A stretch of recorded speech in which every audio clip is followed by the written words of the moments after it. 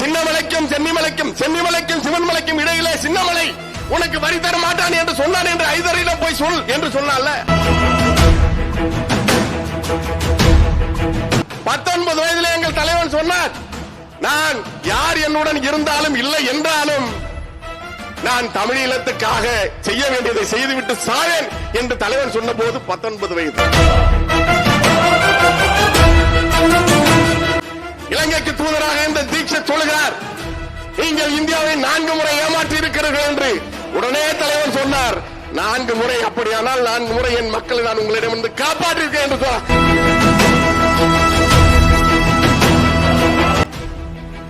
அவர் காட்டிய வழியில் வந்த அண்ணன் சீமான் தான் பேராசிலைய வச்சு பாடுறா, பேராசிலைய வச்சு பாடுறா. பள்ளிக்கூடம் இல்ல, கழிப்பறை இல்ல, 80 கோடிக்கு பேராசில வச்சிருக்கா, வச்சு பாடுறா. உழைப்பு எனக்கு இந்த 10 லட்சம் பைத்தியத்து மேல போகல. இந்த 10 லட்சம் பைத்தியத்தை பெற்று வளர்த்து திருவிழா விட்டாம அந்த 20 லட்சம் பைத்தியத்தை தான் நம்ம தண்டிக்கணும். நம்ம பயங்கரமா நாகரிகம் பண்பாடு உலகத்துக்கு ஜனநாயகத்தை கத்து கொடுத்த இனம் என்ற பெருமையோடு அண்ணன் வேற வரலாறுகளை சொல்லி சொல்லி எங்க பார்த்தாலும் தமிழனுக்கு மாணவரிஜியை ஊட்டி இருக்கிற இந்த காலத்துல இப்படி ஒரு கேவலம் கட்ட கூட்டம் இங்க இருக்குங்கிற அவமானம் இருக்குல்ல. நம்ம பயங்கரமா நாகரிகம் பண்பாடு உலகத்துக்கு ஜனநாயகத்தை கத்து கொடுத்த இனம் என்ற பெருமையோடு அண்ணன் வேற வரலாறுகளை சொல்லி சொல்லி எங்க பார்த்தாலும் தமிழனுக்கு மாணவரிஜியை ஊட்டி இருக்கிற இந்த காலத்துல இப்படி ஒரு கேவலம் கட்ட கூட்டம் இங்க இருக்குங்கிற அவமானம் இருக்குல்ல. வீரப்பன் அவர்களிடமிருந்து பல்வேறு நல்ல பழக்கங்களை கற்றுக்கொண்டோம். அதை நான் என்னுடைய குழு, என்னுடைய அதிரடிப்படையில் இருந்த என்னுடைய குழுவிற்கு நான் அதை பயிற்சி கொடுத்து அதை பின்பற்ற வைத்தேன் என்று சொன்னார். அவர் காட்ட நேசித்தார். இது பாலமுரளிவர்மன் சொல்லல, காவல்துறை அதிகாரிகளின் இடத்துல சொல்லியிருக்கிறார்கள். என்ன இயற்கை நாம் தமிழர் பிள்ளைகள் நேசிக்கிறேன் சும்மாவா? அது எங்களுடைய மரபின் தொடர்ச்சி. ஐயா வீரப்பன் காட்டுல என்ன செய்வார் தெரியுமில்ல? வீரப்பன் புனிதர் அப்படின்னு நான் சொல்லல, அவர் மனிதர். காட்டிலே மிருகங்களோடு வாழ்ந்தாலும் மனிதனாக வாழ்ந்தான். பார்த்த எல்லா பெண்களும் ஐயாவை கும்பிட்டாங்க. என் மக்களை காத்தவன் கதாநாயகனா? உன்னை வேடிக்கை பார்க்க வந்த 41 பேர் செத்து போன பிறகு அங்கிருந்து தப்பி ஓடியவன் கதாநாயகனா?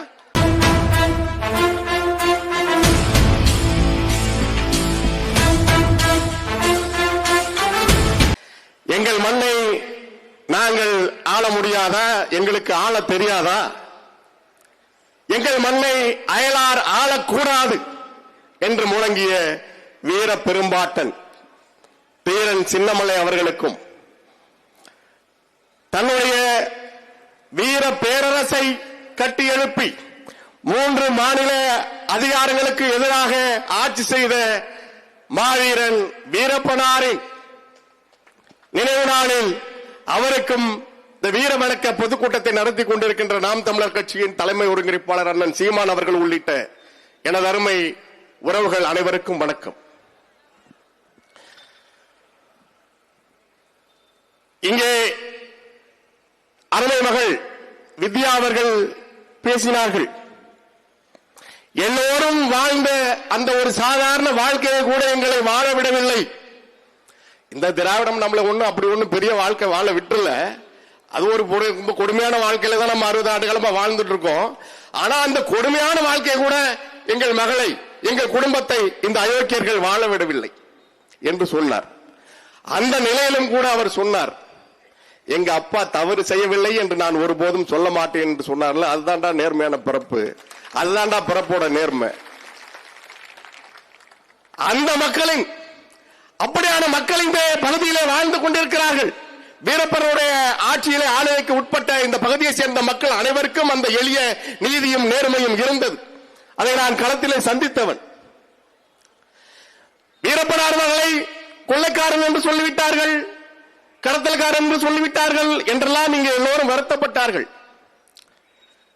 அன்பு உறவுகளே, 60 ஆண்டு காலமாக இந்த திராவிடம் நம்முடைய கதாநாயகன் எல்லாரையும் வில்லன் என்றுதான் சொல்லிக் கொண்டிருந்தது. வில்லன்கள் எல்லோரையும் அவர்கள் கதாநாயகன் என்று கதை எழுதி கொண்டிருந்தார்கள்.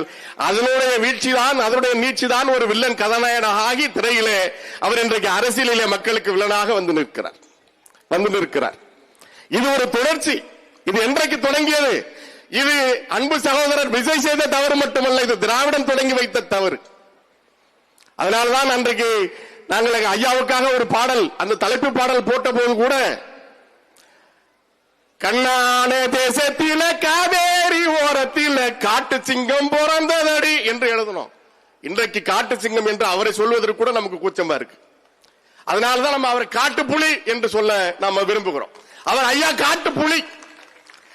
காட்டை காப்பதற்காக நாம் தமிழர் கட்சி ஏன் களத்தில் இருக்கிறது? அதற்கு முன் எங்க ஐயா சியான் வீரப்பன் களத்தில் நின்றார். வீரப்பனார் களத்தில் இருந்தவரை, உயிரோடு இருந்தவரை காடுகளின் நீளமும் பரப்பளவும் பெருகி இருந்தது. சும்மா இது பெருமைக்காக புகழ்ச்சிக்காக சொல்லல. அவர் சொன்னாரு, இன்றைக்கு அக்டோபர் 18, 2004 அக்டோபர் 18 அவர் கொல்லப்பட்டதாக சொன்னார்கள்.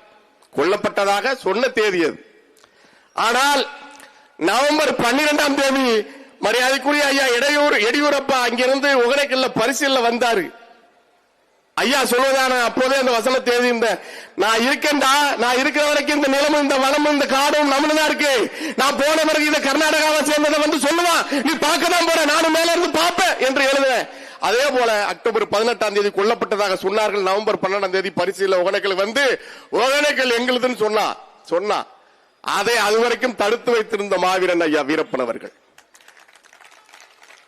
நாங்கள் அந்த படைப்பை செய்த போது காவல்துறை உட்பட அனைவருமே அதை ஆதரித்தார்கள்.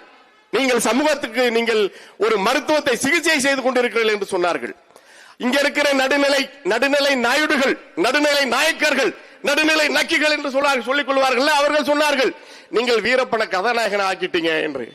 ஆமாண்டா, நாங்கள் தமிழர்கள், நாங்கள் நடுகள் மரபினர், நாங்கள் கடவுளாக கூட ஆக்குவோம். மக்களுக்காக நின்றவன் எல்லாரும் எங்க காவல் தெய்வங்கள் என்று நான் அப்போதே சொன்னேன் 2007. அதுதான் இன்றைக்கு அண்ணன் சீமான் அவர்களால் நிகழ்த்தப்பட்டுக் கொண்டிருக்கிறது. எங்கள் தலைவர் மேதகு பிரபாகரன் எங்கள் இலக்காவலன், ஐயா வீரப்பன் அவர்கள் நீங்கள் இலக்காவலன் என்று இந்த தமிழ் மண்ணில் ஒரே ஒரு குரல் தான் எழுந்தது. ஏனென்றால் அவர் வனக்காவலன், அவர் காட்ட நேசித்தார். இது பாலமுரளிவர்மன் சொல்லல, காவல்துறை அதிகாரிகள் இடத்தில் சொல்லியிருக்கிறார்கள். அப்போது துணை கண்காணிப்பாளராக இருந்த, பிறகு கோயம்புத்தூரில் கண்காணிப்பாளராக உயர்வு பெற்ற ஒரு அதிகாரி அவர்கள் மிகப்பெரிய அருமையாக என்னிடத்தில் சொன்னார்கள். அதை நான் புத்தகத்திலே கூட பதிவு செய்திருக்கிறேன். மரியாதைக்குரிய சேவை சித்திரை என்று சொல்லப்படுகிற ஐயா கருப்பசாமி அவர்கள், நாங்கள் ஐயா வீரப்பன் அவர்களிடமிருந்து பல்வேறு நல்ல பழக்கங்களை கற்றுக்கொண்டோம். அதை நான் என்னுடைய குழு, என்னுடைய அதிரடிப்படையில் இருந்த என்னுடைய குழுவிற்கு நான் அதை பயிற்சி கொடுத்து அதை பின்பற்ற வைத்தேன் என்று சொன்னார். என்ன இயற்கையை நாம் தமிழர் பிள்ளைகள் நேசிக்கிறேன் சும்மாவா? அது எங்களுடைய மரபின் தொடர்ச்சி. ஐயா வீரப்பன் காட்டுல என்ன செய்வார் தெரியுமில்ல?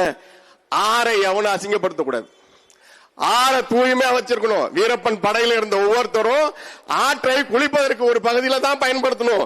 வேறு சில காரியங்களுக்கு அங்கிருந்து தண்ணியை எடுத்துட்டு வந்து தாண்டா பயன்படுத்தணும். ஆற்றை அசுத்தப்படுத்த கூடாதுன்னு சொன்ன வந்தான் வீரப்பன். அவனை நீங்க கதாநாயகன் சொல்லாம வேற யாரும் சொல்லுவீங்க? 1991 கர்நாடகாவில் இருந்து அடித்து துரத்தப்பட்டார்கள் தமிழர்கள். அங்கே இருந்த தன்னுடைய உடைமைகளை இழந்து அத்தனையும் விட்டு 20 பேர் கொல்லப்பட்டார்கள். அந்த சாம்ராஜ்ய மாவட்டம் மண்டியா மாவட்டத்தில் இருந்து புறப்பட்டு ஐயோ என்று கதை கொண்டு தமிழகத்தில் தஞ்சம் தேடி வந்தார்கள். நல்லூர் வழியாக, பிள்ளிகுண்டல் வழியாக, சிவசமுத்திரம் வழியாக வந்து சேர்ந்தார்கள். அப்போதும் நீங்கள் வனத்துறையாக தேடப்பட்ட வீரப்பன் அவர்கள் தான், காவல்துறையாக தேடப்பட்ட வீரப்பன் அவர்கள் தான் அந்த மக்களை பரிசீலனை பாலாறு வழியாக சென்று அவர்களை எதிர்கொண்டு அவர்கள் என் மக்களே என்று ஐயோ என்று கதறி அவர்கள் அழைத்து வந்து இங்கே குடியமர்த்தினார். அந்த மக்களை காப்பாற்றினார். அவர் கதாநாயகன் இல்லாம திரிசாவுடைய கீர்த்தி சுரேஷோட சுத்தி நடன ஆடிட்டு இருந்தா கதாநாயகனா? என் மக்களை காத்தவன் கதாநாயகனா? உன்னை வேடிக்கை பார்க்க வந்த 41 பேர் செத்து போன பிறகு அங்கிருந்து தப்பி ஓடியவன் கதாநாயகனா? கதை சொல்லுங்க. வீரப்பன் மட்டுமா கதாநாயகன்? வீரப்பன் புனிதர் அப்படின்னு நான் சொல்லல, அவர் மனிதர். காட்டிலே மிருகங்களோடு வாழ்ந்தாலும் மனிதனாக வாழ்ந்தான். பார்த்த எல்லா பெண்களும் ஐயாவை கும்பிட்டாங்க.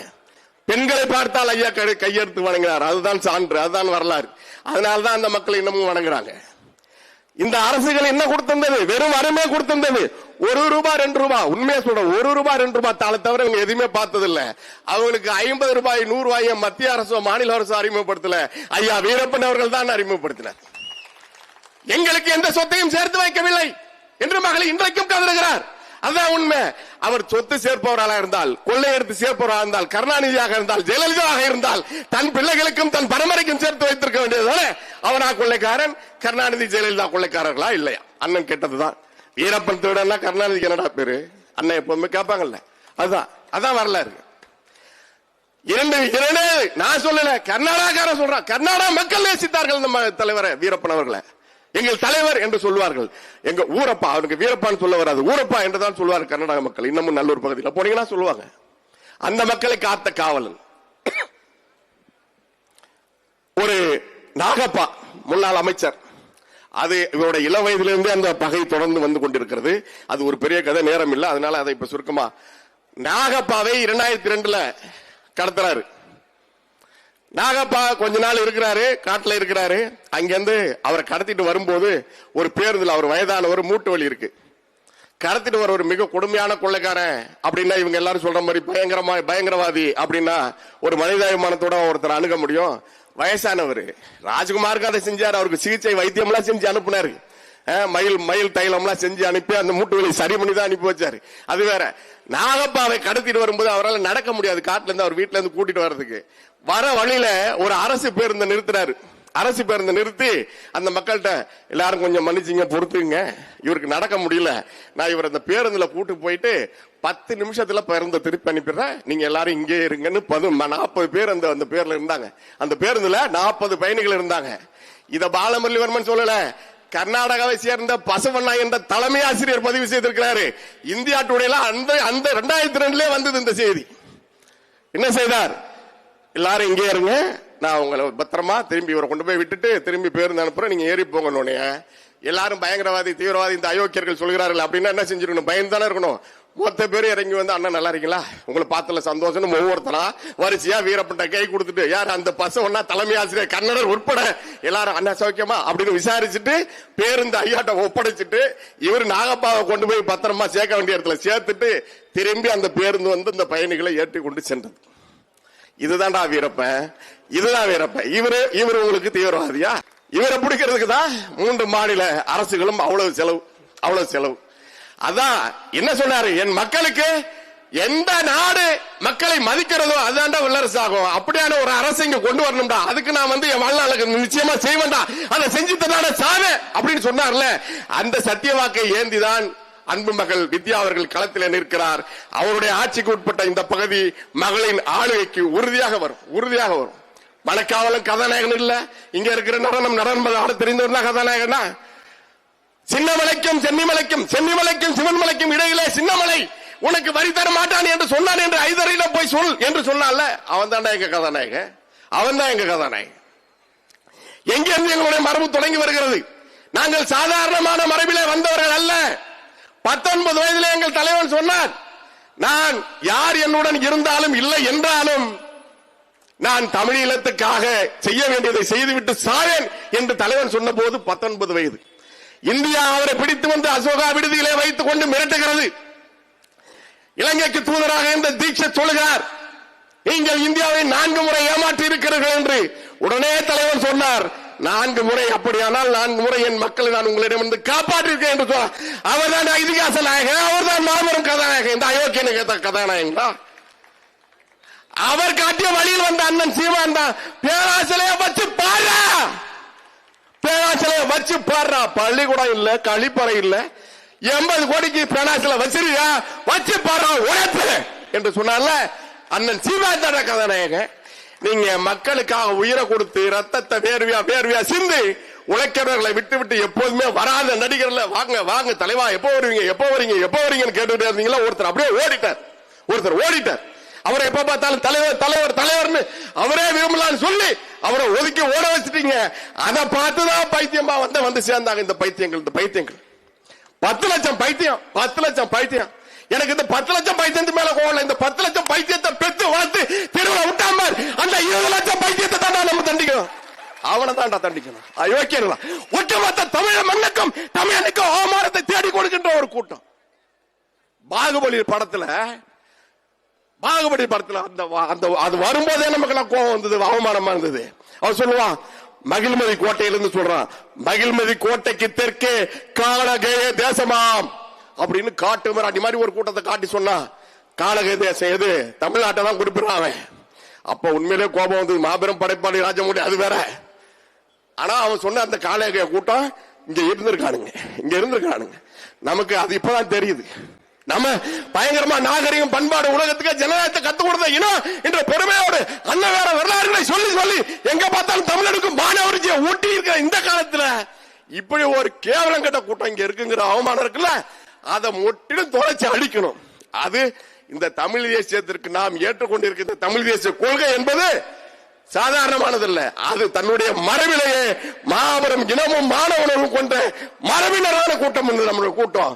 அதனால இந்த வெட்டுக்கிளிகளின் படையெடுப்பு எப்போதுமே ஒரே நேரத்தில் மொத்தமா வரும். விளைநிலங்கள் அப்படியே மொத்தமா அழிச்சிட்டு போயிடும். அது எப்பவாதான் நிகழும். எப்போதுமே வெட்டுகளுக்கு வேலை இல்லை. அதுகளுக்கு ஆயுள் குறைவு, வெட்டுக்களின் வாழ்நாள் மிக குறைவு. அதனால நம்மளுடைய பயிர், நம்முடைய தமிழ் தேச பயிர் என்பது இயற்கையிலேயே இந்த மண்ணுக்காக வாழ்ந்து மறித்த அத்தனை பேர் உயிரை உரமாக கொண்டிருக்கின்ற உயர்ந்த கொள்கை. எனவே நாம் அதை கொண்டெல்லாம் கவலைப்பட வேண்டியதில்லை. நாம் உறுதியாக வெல்வோம். அன்பு தங்கை, அன்பு மகள் வித்யா, நீ கவலைப்பட வேண்டாம். உனக்கு பின்னால் அண்ணன் சீமான் அவர்கள் இருக்கிறார்கள், நாம் தமிழர் படை இருக்கிறது. உறுதியாக இந்த நிலம் நம் கைக்கு வரும். உன்னுடைய ஆளுகைக்கு இந்த மேட்டூர் தொகுதி வரும். நன்றி. நாம் தமிழர்.